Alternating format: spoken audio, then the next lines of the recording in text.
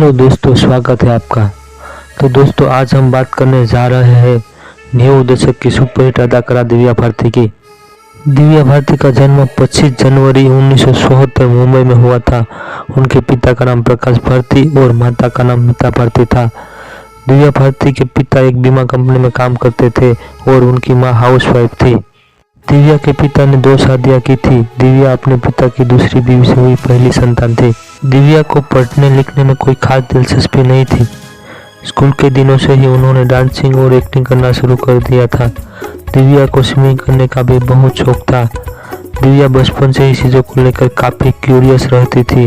वो अपनी ज़िंदगी में सब कुछ करना चाहती थी और उन्हें कोई नया काम करने में काफ़ी मज़ा आता था। वो बचपन से ही काफ़ी ज़्यादा चुलबुली और नटखट स्वभाव की थी।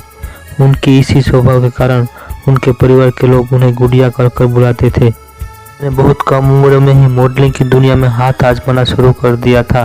जब वो मॉडलिंग की दुनिया में आई तो उस वक्त उनकी उम्र सिर्फ 14 साल थी। दिव्या दिखने में इतनी खूबसूरत थी कि बहुत कम उम्र में ही काफ़ी ज़्यादा फेमस हो गई थी। दुनिया में सफल होने के बाद दिव्या ने फिल्मों की दुनिया में आने की जद्दोजहद शुरू कर दी। काफ़ी बार रिजेक्ट होने के बाद पहली बार एक तेलुगु फिल्म में काम करने का मौका मिला। ये फिल्म 1990 में आई थी। फिल्म का नाम था बेबिली राजा। अपनी पहली फिल्म में अभिनय के दम पर उन्होंने साबित कर दिया कि वो किस लेवल की अभिनेत्री है। इस फिल्म के बाद उन्होंने कुछ फिल्मों में छोटे छोटे रोल करने का मौका मिला, लेकिन फिल्मों में उनका रोल इतना छोटा था कि उन्हें ठीक से अभिनय करने का मौका भी नहीं मिल पाता था। दोस्तों, दिव्या भारती को हिंदी फिल्मों में पहला बड़ा ब्रेक 1992 में आई फिल्म विश्वात्मा से मिला। इस फिल्म में दिव्या भारती के अपोजिट सनी देओल थे। विश्वात्मा 1992 की सबसे सफल फिल्मों में से एक थी। इस फिल्म में पहली बार दिव्या भारती के टैलेंट को लोगों ने देखा। इस फिल्म में दिव्या भारती के ऊपर फिल्माया गया एक गाना 7 समुंदर पार भी काफ़ी ज़्यादा फेमस हुआ था। फिल्म ने दिव्या भारती को हिंदी फिल्मों की स्टार अदाकारा बना दिया और उनके आगे हिंदी फिल्मों की लाइन लग गई। बाद में उन्होंने शोला और शबनम, गीत, दीवाना जैसी कई सुपरहिट फिल्मों में काम किया। 1992 में उनकी बैक टू बैक 10 फिल्में हिट हुई। उन्होंने शाहरुख खान, ऋषि कपूर, गोविंदा जैसे कई बड़े स्टार अभिनेताओं के साथ काम किया। 1992 में उन्हें अपनी फिल्म दीवाना के लिए सर्वश्रेष्ठ नवोदित अभिनेत्री का अवार्ड भी मिला। तो दिव्या भारती जब शोला और शबनम फिल्म की शूटिंग कर रही थी, उसी दौरान उनकी मुलाकात फिल्म निर्माता साजिद नाडियाडवाला से हुई। फिल्म की शूटिंग के दौरान ही साजिद और दिव्या एक दूसरे के करीब आए। दिव्या भारती को साजिद नाडियाडवाला काफ़ी ज़्यादा पसंद आए। उसके बाद 10 मई 1992 में दिव्या भारती ने साजिद नाडियाडवाला से शादी कर ली। शादी को 1 साल भी पूरा नहीं हुआ था, इससे पहले ही दिव्या भारती की मृत्यु हो गई। जिस वक्त दिव्या भारती की मृत्यु हुई उस वक्त उनकी आयु मात्र 19 साल थी। दिव्या भारती की मृत्यु को लेकर बाद में बहुत ज़्यादा कंट्रोवर्सी भी हुई। मीडिया में उनकी मौत हत्या से लेकर आत्महत्या तक चली।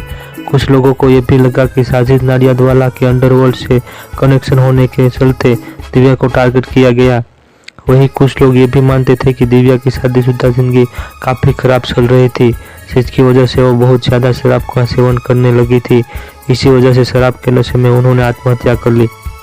बाद में मुंबई पुलिस ने जब इस पूरे मामले की जांच की तो 1998 में उसने मीडिया को दी अपनी रिपोर्ट्स में सिर्फ यही कहा कि मौत का कारण सिर्फ छत से गिरना था।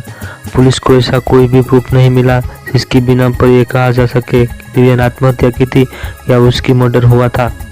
दिव्या भारती का फिल्म करियर सिर्फ 3 साल का था। इन 3 सालों के दौरान उन्होंने 20 फिल्में की। उनकी आखिरी फिल्म थी शतरंज, जिसमें उन्होंने जैकी श्रॉफ के साथ काम किया था। ये फिल्म उनकी मौत के बाद रिलीज हुई थी। इसके अलावा कई ऐसी फिल्में थी जिसमें वो काम कर रही थी, लेकिन उनकी मौत हो जाने से वो फिल्में अधूरी छूट गई। ऐसी एक फिल्म थी लाडला। जब उनकी मृत्यु हुई इस फिल्म को आधी से ज़्यादा शूट किया जा चुका था, लेकिन बाद में उनका रोल श्रीदेवी से रिप्लेस किया गया। दोस्तों, दिव्या भारती हिंदी फिल्म दुनिया की एक ऐसी अदाकारा थी जिन्होंने बहुत कम उम्र में हिंदी फिल्मों में सफलता हासिल की। दिव्या भारती ने मात्र 19 साल की छोटी सी आयु में वह कर दिखाया जिसको करने में लोगों को पूरी जिंदगी लग जाती है। दिव्या भारती को उनकी फिल्मों के लिए हमेशा याद किया जाएगा। तो दोस्तों, दिव्या भारती को भावभीनी श्रद्धांजलि अर्पित करते हुए आज का वीडियो यही समाप्त करते हैं। आपको वीडियो पसंद आई हो तो एक लाइक ज़रूर करें। तो मिलते हैं अगली वीडियो में, तब तक के लिए अलविदा।